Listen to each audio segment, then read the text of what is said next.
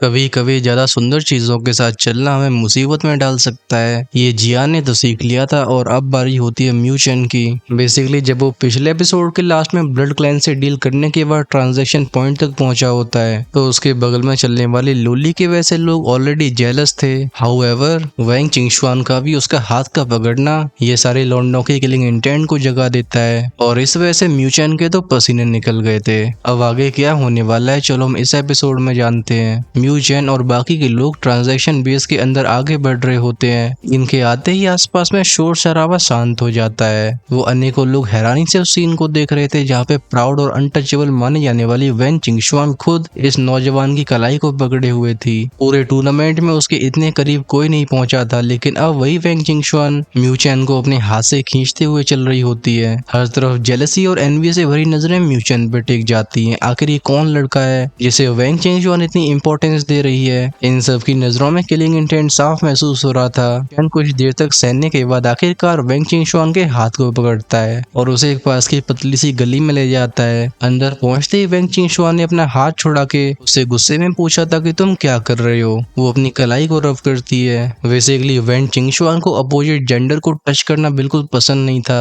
यहाँ तक कि म्यूचन की कलाई को पकड़ते हुए भी उसे बहुत अनकंफर्टेबल फील हो रहा था। हाउएवर म्यूचन डायरेक्टली उसका हाथ पकड़ के उसे यहाँ पे ले आया होता है। अगर लोली पास ना होती तो शायद वैंग चिंगशुआन अभी अटैक कर चुकी होती।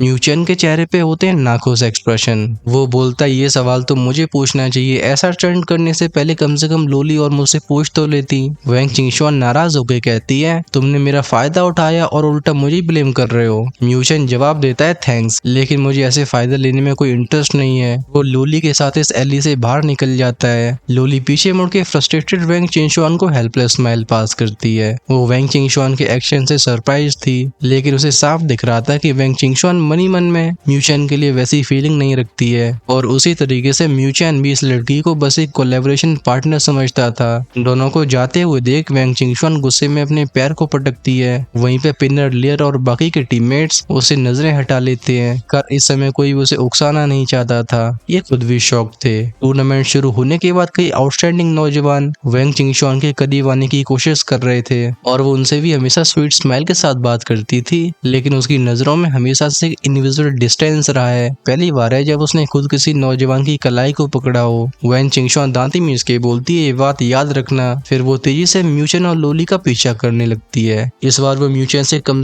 3 कदम पीछे थी। उसके चेहरे के एक्सप्रेशन नॉर्मल, लेकिन अंदर से फ्रस्ट्रेशन साफ दिख रही थी। म्यूचन भी उसकी तरफ ध्यान नहीं देता।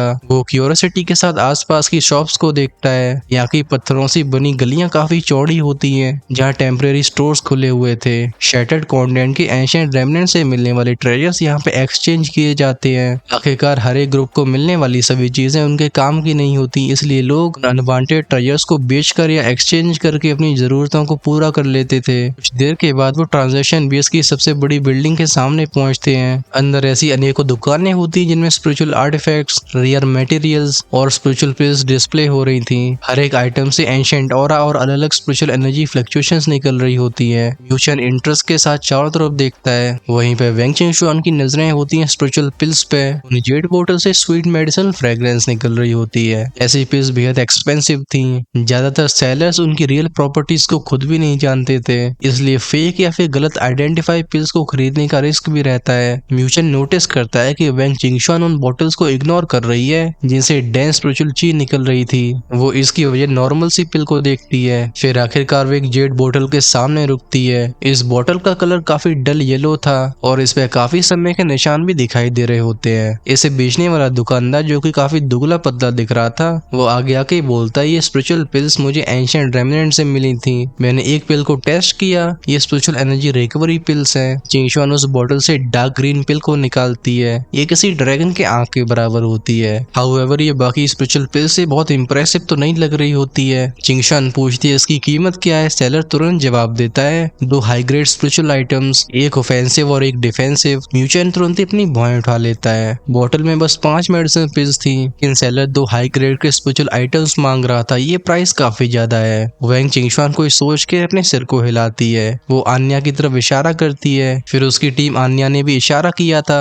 हम उसकी स्टोरी रिंग में से 2 लाइट रेज को बाहर निकलते हुए देखते हैं। के अंदर ऑफेंसिव, दूसरे के अंदर defensive high grade spiritual item थे। सेलर उसे ध्यान से चेक करता है। फिर उसके चेहरे पे खुशी आ जाती है। वैंग चिंगशुआन बोतल को लेकर बिना कुछ बोले आगे बढ़ जाती है। म्यूचन उसके पीछे जाके बोलता है क्या ये पांचों मेडिसिन पिल सच में इतनी वैल्यूबल है? अगर वो दोनों स्पेशल आइटम्स शू हुआंग या बाकी दोनों को मिल जाते तो उनकी स्ट्रेंथ काफी बढ़ सकती थी। वैंग चिंगशुआन उसे देख के बोलती है तुम्हें क्या पता, ये ग्रीन स्पिरिचुअल पिल्स हैं। ये स्पिरिचुअल एनर्जी को तेजी से रिकवर करती हैं और कुछ समय के लिए बॉडी की फिजिकल स्ट्रेंथ को भी बढ़ा देती हैं। असल में इनके बदले में जो मैंने दिया है इनकी वैल्यू उससे कई ज्यादा है। म्यूचन थोड़ा सा सरप्राइज था। वो पूछता है फिजिकल स्ट्रेंथ को भी एनहांस कर सकती है। वैंग चिंगशुआन से हिलाती है। वो कहती है लेकिन उसके लिए इन्हें एक दूसरी स्पेशल स्पिरिचुअल पिल के साथ कंज्यूम करना पड़ता है। उस सेलर को इतनी जानकारी नहीं थी। फिर जैसे ही उसने अपनी हथेली को खोला था उस पर 2 और पिल्स दिखाई देती हैं। फिर वो ग्रीन स्पिरिचुअल पिल पे 2 छोटे से मार्क को दिखाती है और बताती है ये है लोटस स्पिरिचुअल ब्रांड। ये पिल गॉड क्लैन का इंसिग्निया है। इसका मतलब है कि इस पिल को गॉड क्लैन ने रिफाइन किया है। म्यूचन पूछता है पिल गॉड क्लैन? वैंग चिंगशुआन इंडिफरेंट टोन में जवाब देती है तुम्हें नॉलेज सच में बहुत कम है। हमारे ग्रेट 1000 वर्ल्ड में ऐसी 3 जगह हैं जो हाई ग्रेड की स्पिरिचुअल पिल्स के लिए सबसे फेमस हैं। ये है Pill God Clan, Ancient Mirrored Flower Plains और एंडलेस फायर टेरिटरी। पहली दोनों फोर्सेस लाखों साल पुरानी है, लेकिन एंडलेस फायर टेरिटरी बाद में राइज हुआ और उनके ruler flame emperor lower plane से आए थे।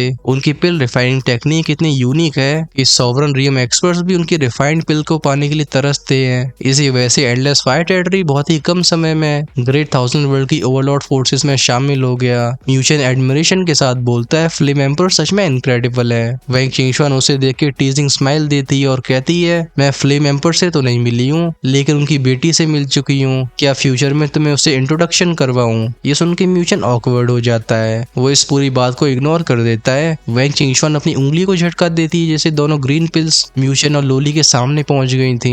चिंगशुआन कहती है इसे रिजेक्ट मत करना। डिवाइन वुड माउंटेन में कई डेंजरस बैटल्स होंगी। तुम दोनों जितने स्ट्रॉन्ग रहोगे ट्रेजर्स को हासिल करने के हमारे चांसेस उतने ज्यादा बढ़ जाएंगे। लोली कुछ सोच के पिल को एक्सेप्ट कर लेती है। वो कहती है चिंगशुआन थैंक यू। लोली के इस तरीके से बुलाए जाने की वजह से वैंग चिंगशुआन के चेहरे पे तुरंत ही वार्म स्माइल आ गई थी। वहीं पे म्यूचन की तरफ उसका एटीट्यूड और लोली के लिए बिहेवियर पूरी तरीके से अलग था। म्यूचन भी उस मेडिसिन पिल को रख लेता है। वो हेल्पलेसली सोचता है कि किसी का फायदा लेने के बाद उसके खिलाफ बोलना मुश्किल हो जाता है। चिंगशुआन हाथ घुमा के कहती है चलो स्पिरिचुअल पिल्स हमें मिल गई हैं। सभी जाने के लिए मुड़ते हैं, लेकिन तभी म्यूचन के कदम थमे थे। उसे बिल्डिंग की गहराई में एक अनयूजुअल फ्लक्चुएशन फील हुई थी। वो उस डायरेक्शन में ध्यान से देखता है। फिर बाकी लोगों को इशारा करते ही वो तेजी से बिल्डिंग के अंदरूनी हिस्से में बढ़ जाता है। बिल्डिंग के डीपेस्ट एरिया में एक वुडन स्टेज बनी हुई थी। इसके आसपास कई पावरफुल ग्रुप्स इकट्ठे हो चुके होते हैं। लगातार यहाँ पे ट्रेडिंग की आवाजें गूंजती हैं। ये बेसिकली एक छोटा सा ट्रांजैक्शन स्टेज था। यहाँ नॉर्मली वही लोग आइटम्स बेचने आते थे जिनके पास अच्छी स्ट्रेंथ या वैल्यूएबल ट्रेजर्स होते हैं। म्यूचन धीरे धीरे स्टेज के करीब आता है। उसकी नजरें जाती हैं यहाँ पे खड़े यूथ के ऊपर जिसके हाथ में एक ब्रॉन्ज स्क्रोल था। ये स्क्रोल एक सोर्ड के शेप का होता है और इस पे एंशिएंट टाइम के निशान दिखाई दे रहे थे। इससे निकलने वाली वो अनयूजुअल फ्लक्चुएशंस म्यूचन के ध्यान को अपनी तरफ खींचती हैं। लोली वैंग चिंगशुआन उसके पास पहुंच के पूछती है क्या हुआ? म्यूचन उस ब्रॉन्ज स्क्रोल को देखते हुए जवाब देता है ये शायद स्पिरिचुअल एनर्जी अरे डायग्राम है। म्यूचन खुद भी स्पिरिचुअल अरे मास्टर था, इसलिए उसे दूर से ये यूनिक फ्लक्चुएशन पहचान में आ जाती हैं। म्यूचन की बात को सुन के वैंग चिंगशुआन उसे बहुत ध्यान से देखती है। तभी स्टेज पे खड़ा वो नौजवान उस स्क्रोल को उठा के बोलता है जैसा आप सबने गैस किया ये है एक स्पिरिचुअल अरे डायग्राम। ये रैंक 5 स्पिरिचुअल अरे है, लेकिन कोई ऑर्डिनरी डायग्राम नहीं, ये कॉम्बिनेशन डायग्राम है। कॉम्बिनेशन डायग्राम ये सुन के क्राउड में हलचल मच जाती है। अब बहुत सारे लोगों की नजरों में इंटरेस्ट और भी ज्यादा बढ़ गया था। स्पिरिचुअल अरे मास्टर अलग अलग रैंक्स में डिवाइडेड होते हैं। रैंक 5 पहुंचने के बाद इनकी स्ट्रेंथ में बहुत बड़ा डिफरेंस आ सकता है। कुछ पावरफुल रैंक 5 स्पिरिचुअल अरे मास्टर्स स्पिरिचुअल एनर्जी ट्रिब्यूलेशन या फिर स्पिरिट ट्रिब्यूलेशन एक्सपर्ट्स को भी थ्रेटन कर सकते हैं, और जो रैंक 5 के स्पिरिचुअल मास्टर कमजोर भी होते हैं उनके सामने इवन एक ह्यूमन बॉडी ट्रिब्यूलेशन भी स्ट्रगल करेगा।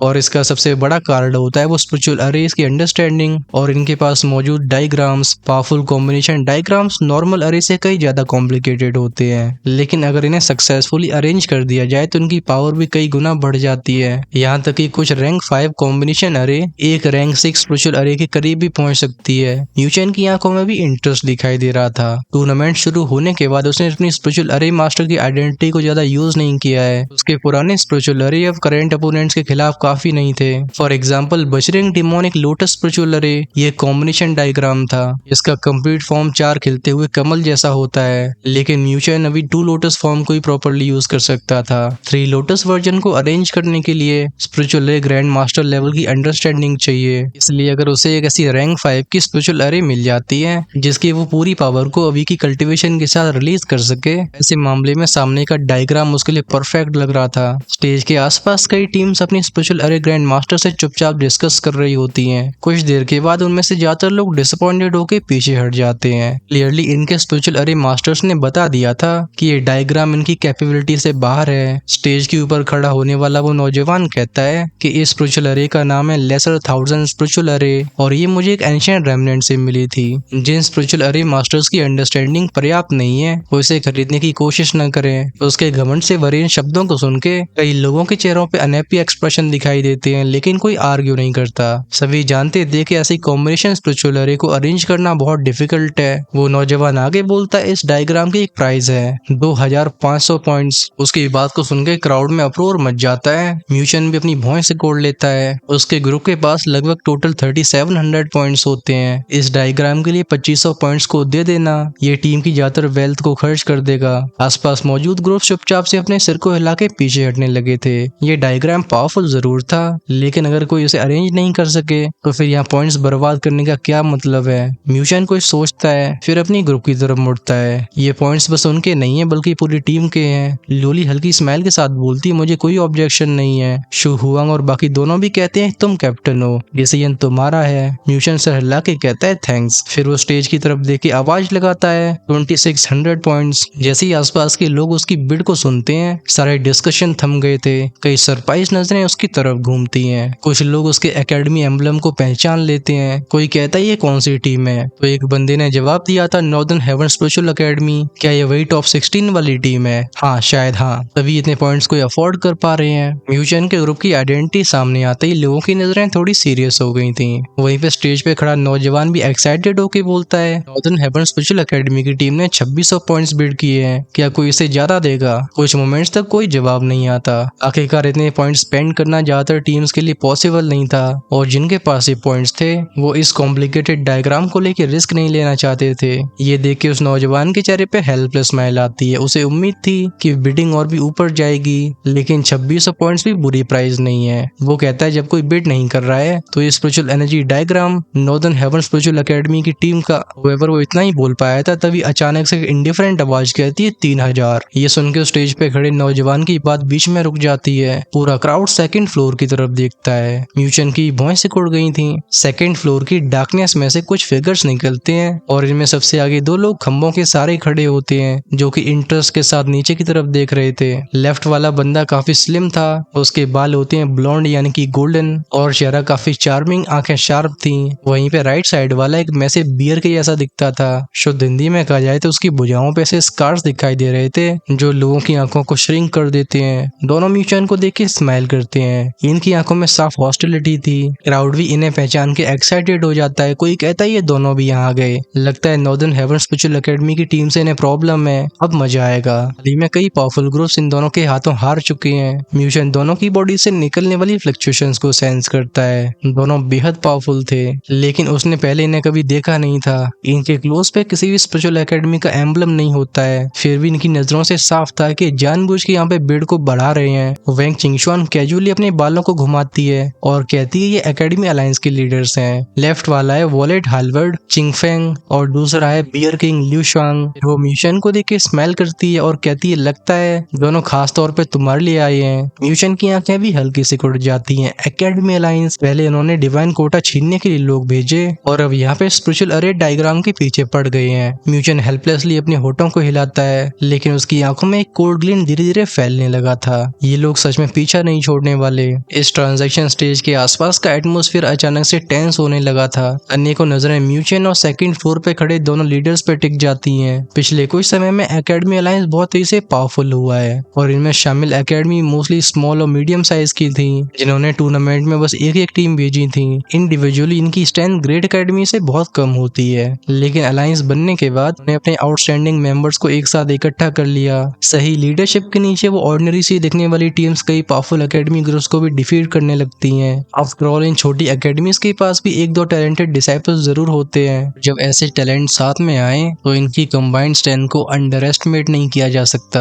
एकेडमी अलायंस के 4 लीडर्स थे। सामने खड़े वोलेंट हेलवर्ट चिंगफेंग और बियर किंग लिu शाओंग इनमें तीसरे और चौथे नंबर पे थे। इनसे ऊपर था सेकंड लीडर घोस्ट किंग मोयू। कुछ समय पहले मोयू ने एक एंशिएंट रेमनेंट की फाइट में मार्शल स्पिरिचुअल एकेडमी की टीम को भी डिफीट किया था। उस बैटल के बाद उसका नाम पूरे टूर्नामेंट में फैल गया था। लेकिन एकेडमी अलायंस का सबसे मिस्टीरियस पर्सन उसका हेड लीडर होता है। उसने अलायंस बनाई होती है और किसी ने भी उसके असली चेहरे को नहीं देखा था। फिर भी चिंगफेंग, लिu शाओंग और मोयू जैसे घमंडी एक्सपर्ट्स भी उसके सामने रिस्पेक्ट दिखाते थे। इसे साफ था कि वो कोई ऑर्डिनरी अपोनेंट नहीं था। अभी भी म्यूचन के एक्सप्रेशन काम होते हैं। ये देख के वो चिंगफेंग एक मॉकिंग स्माइल के साथ बोलता है, कैप्टन म्यूचन का नाम काफी सुना था। यहाँ पे मिलना हमारे लिए सच में ऑनर की बात है। मुझे पता नहीं था कि आपको भी स्पिरिचुअल अरे डायग्राम पसंद आएगा। लगता है मैंने थोड़ी रूडनेस दिखा दी। उसकी आवाज तो काफी पोलाइट होती है लेकिन आंखों में अपोलॉजी का कोई साइन नहीं था। म्यूचन भी स्माइल के साथ जवाब देता है, ये ऑक्शन है, यहाँ पे बिड करना रूड नहीं होता है। फिर वो स्टेज की तरफ देख के बोलता है 3500 पॉइंट्स। ये सुन के क्राउड में तुरंत ही हलचल मच जाती है। म्यूफंग चिंगफंग को देख के अपने कंधे को हल्के से उठा के बोलता है, हमारे पास ज्यादा पॉइंट्स नहीं है। अगर लीडर चिंगफेंग इसे भी ऊपर भी बिड करते हैं तो हम इस डायग्राम को छोड़ देंगे। के पास वैसे भी टोटल 3700 पॉइंट्स थे,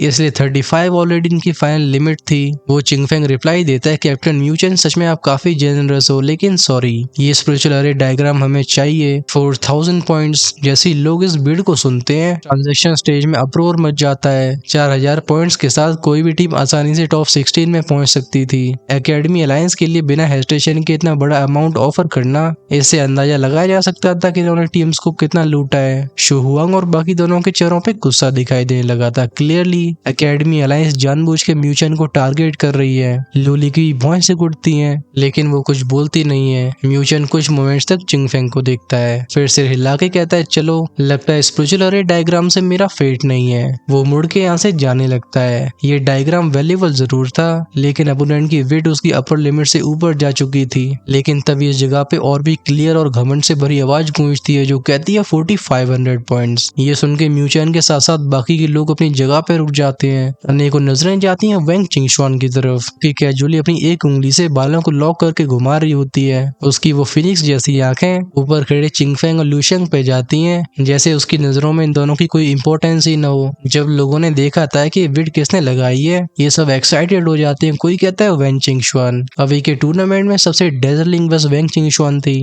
म्यूचन भी सरप्राइज टोन में कहता है, तुम क्या कर रही हो? उसकी टीम के पॉइंट्स फर्स्ट रैंक पे बनाए रहने के लिए जरूरी थे। हालांकि दोनों ग्रुप्स कोलैबोरेट कर रहे थे, फिर भी म्यूचन ने उससे बहुत मदद मांगने के लिए सोचा नहीं था। वेंग चिंगशुआन प्राउड टोन में कहती है, पॉइंट्स मेरे हैं तो तुम्हें क्या प्रॉब्लम? म्यूचन के पास इसका कोई जवाब नहीं रहता।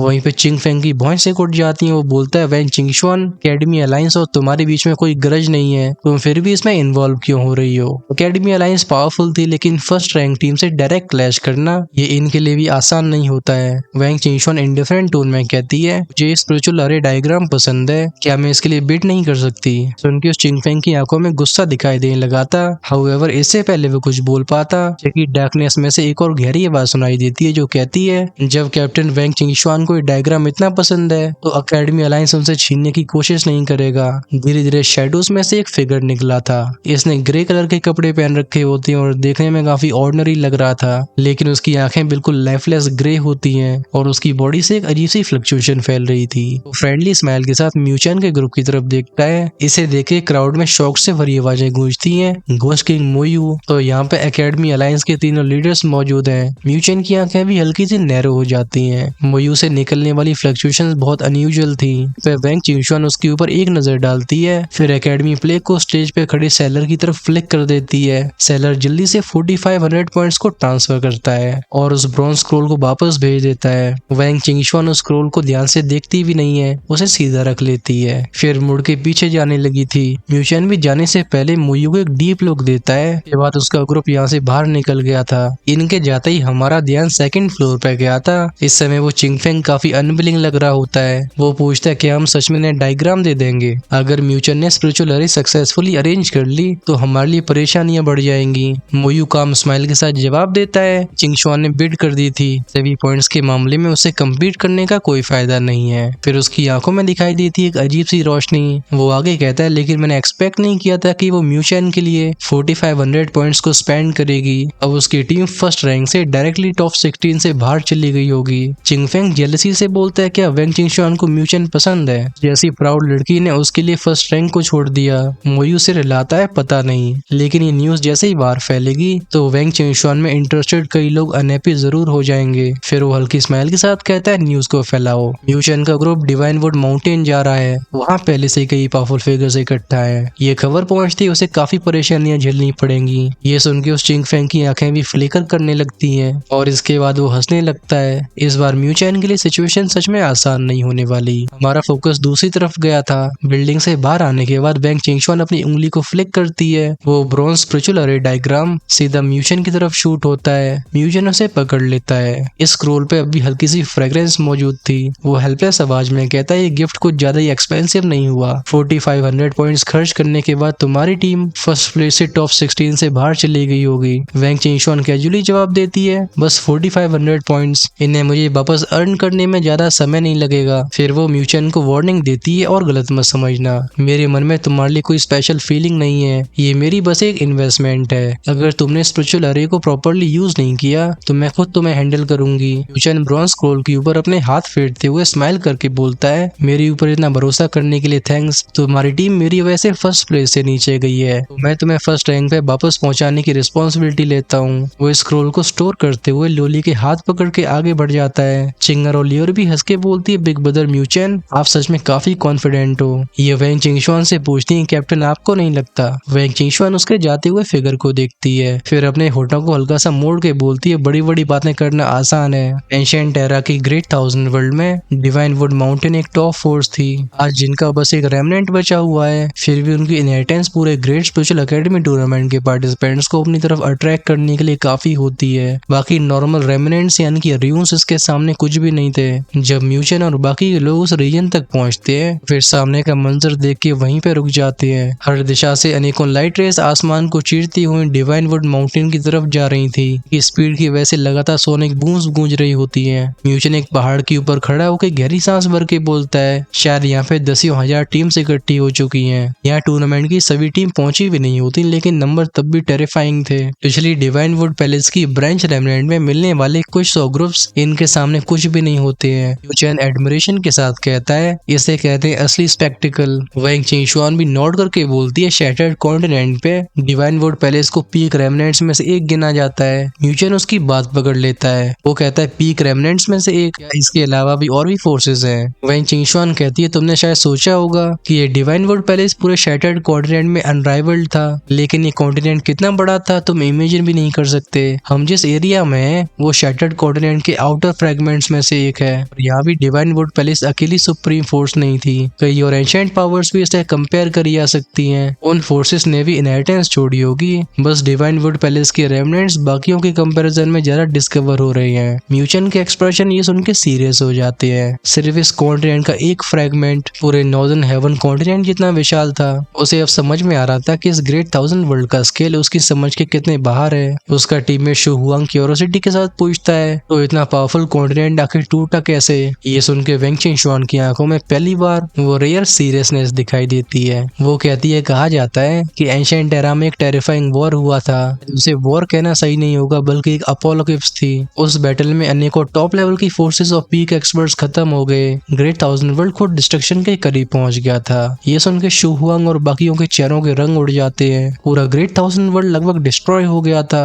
म्यूचेन को तुरंत ही व्हाइट ड्रैगन सॉवरन की बातें याद आती हैं। उन्होंने फॉरेन फील्ड ट्राइब के बारे में बताया था। बेसिकली यहाँ पे जैसे फॉरेन फील्ड ट्राइब कहा जा रहा है, इन्हें almost battle through the heavens की इविल रेस मान लो। बस जो एंड में जाके पीक अपोनेंट होगा वो अलग होने वाला है। बेसिकली डोंगुआ शुरू होने के कुछ एपिसोड्स के बाद म्यूचेन व्हाइट ड्रैगन सॉवरन की रेमनेंट सोल से मिला था और उन्होंने फॉरेन फील्ड ट्राइब के बारे में बताया होता है कि वो ग्रेट 1000 वर्ल्ड के क्रीचर नहीं थे। इन इविल क्रीचर्स ने अन्य को लोअर प्लेन्स में इन्वेड कर दिया और ये जहां भी गए वहां पे डिस्ट्रक्शन फैलता गया। म्यूचेन मनी मन में सोचता है कि क्या वो ancient catastrophe foreign field tribe की वजह से ही हुई थी। फिर वो इन थॉट्स को साइड में रख देता है। अभी का म्यूचेन इतना स्ट्रॉन्ग नहीं था कि वैसे एंशिएंट एनिमीज के बारे में चिंता करे। फिलहाल उसके लिए अपने इंपॉर्टेंट लोगों को प्रोटेक्ट करना सबसे बड़ी प्रायोरिटी है। वो बोलता है चलो आगे डिवाइन वुड माउंटेन है, चलो देखते हैं कि इस बार कितने हिडन एक्सपर्ट सामने आते हैं। फिर क्या इस माउंटेन पीक के ऊपर से गूंजती हैं वुश वुश वुश की आवाजें। म्यूचेन सबसे आगे लाइट रे में बदल के उस विशाल क्राउड में मर्ज हो जाता है। बाकी लोग भी उसे तुरंत ही फॉलो करते हैं। कुछ देर के बाद म्यूचेन एक 100 फीट ऊंचे जाइंट ट्री पे लैंड करता है। उसकी नजर सामने की एक इनॉर्मस ग्रीन माउंटेन पे टिक जाती है। ये पहाड़ इतना विशाल था जैसे कोई एंशिएंट बीस्ट हजारों सालों से यहाँ सो रहा हो, और इससे निकलने वाला वह एंशिएंट ऑरा लोगों को प्राइमोर्डियल ऑरा की एक फीलिंग देता है। ये पूरा माउंटेन एंडलेस ग्रीनरी से ढका हुआ था